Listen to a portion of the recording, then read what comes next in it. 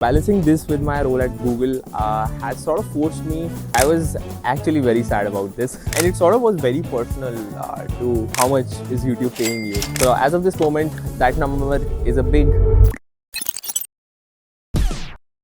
So it's been exactly 4 months since I started my YouTube channel, and we've officially hit the biggest milestone yet, 4,000 watch hours and full monetization. So today I'm going to take you behind the scenes of the 4-month journey and what it actually looks like to go from zero to a fully monetized channel, and what are the external features that monetization unlocks for you. I'm going to be breaking down all the new features that YouTube has unlocked for me after the monetization. I'm going to share all the data that YouTube provides me of the channel, and more importantly, I'm going to also discuss how much YouTube has actually paid me till now.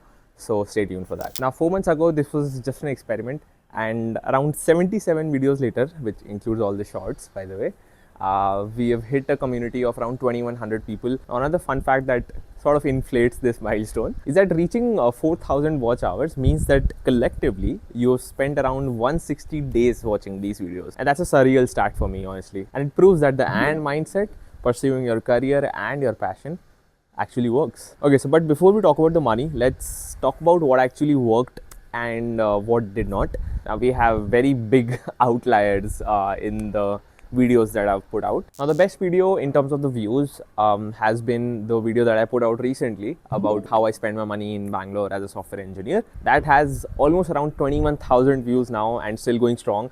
So thanks a lot for all of the views and all the support on that video, first of all. But I have to be honest, I did not expect that video to do so well. And I think this is something that I've heard from a lot of people, that the videos you expect to do well, they do not. And the ones that you do not expect to do well, and somehow some of them do really good. So yeah, that's definitely applicable here. But I believe what worked in that video was the transparent sort of a personal breakdown, which I hope resonated with people. So yeah, I have definitely kept that in my mind, and I'm gonna try and bring more such content out. Alright, now coming to the worst video, the video that has the lowest views and has performed the worst. Now that has been my 2025 recap video. Okay, I was actually very sad about this because I had put a lot of effort into that video, and it sort of was very personal to me and what had transpired in the previous year. So I would have hoped that, I would have wished that more people had watched it. But yeah, what can we do? YouTube laws. So, but yeah, I think I have around 15-16 proper long form videos posted now, and I have a lot of data points to build from now. To see what people are liking, and I'll go through that later when I'll show you the dashboard. And all the metrics and the data and the analytics that YouTube provides, which really helps. Okay, but if I'm being honest, the biggest ROI of this project has not been the views or anything superficial, right? It's been sort of the growth that I've seen inside me. Okay, now balancing this with my role at Google has sort of forced me to be a version of myself that I always wanted to do, but somehow I was always lagging behind. But this has forced me to be on the right path. Coming to the first change that I've seen is the confidence, right? Like when I started 4 months back, on camera, I used to like stutter so much speaking basic English sentences. I had to take 20 reshoots of my basic intros and stuff. But today the camera is sort of starting to become a friend. And that confidence has spilled over into my life, my day job, everywhere, right? I find myself talking to people and having discussions with the sort of clarity of thought and speech that I never had before.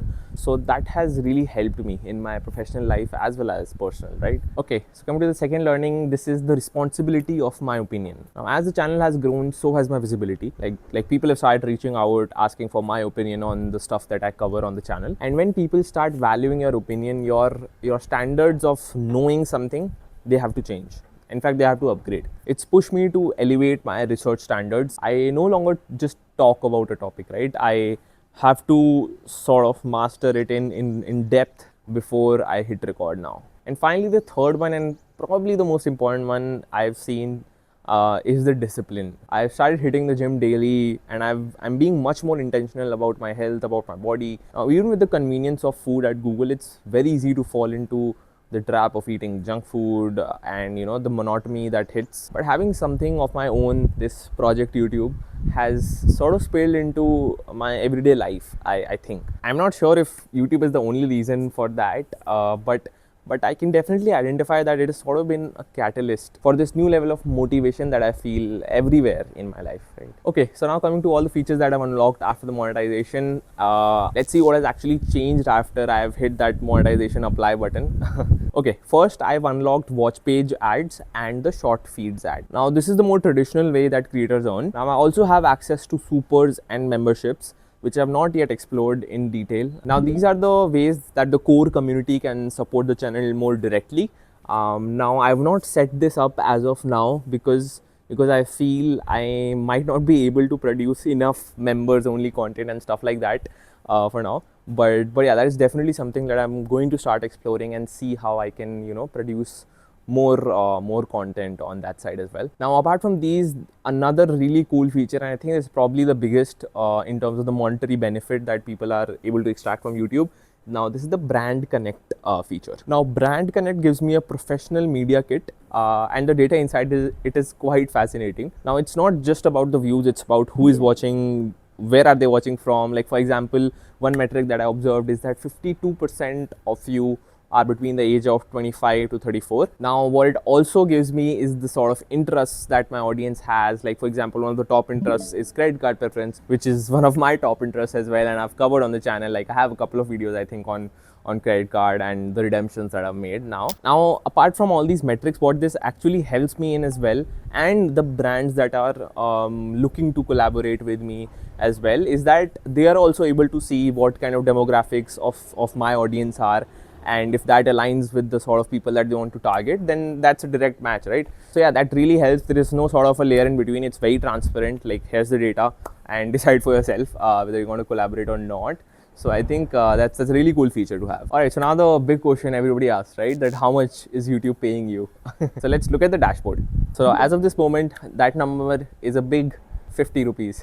Now I don't know if it's a common misconception, but just to put it out there, YouTube does not pay you anything for the watch hours and the views that lead up to the monetization. Only after your channel is monetized, they start paying you for the views. Even that be on the older videos before the monetization, but you'll only get paid for the views after the channel is monetized. Now it's a very humble start, my 50 rupees, but seeing that monetization tab active and that cute little green dollar sign everywhere in my videos, it's really fun and it's really motivating. What the is happening there?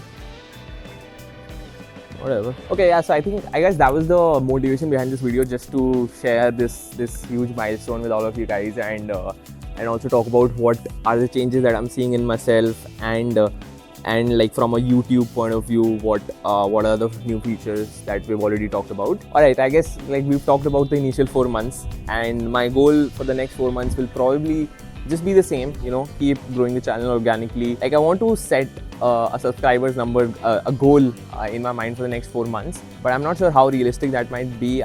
Like I'm thinking whether I should put a goal of 10,000 subscribers.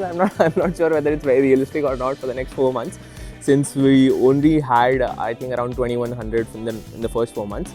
But I think you should always dream big. So yeah, the goal for the next 4 months is trying to hit 10,000 subscribers, and of course that will add to the revenue graph as well.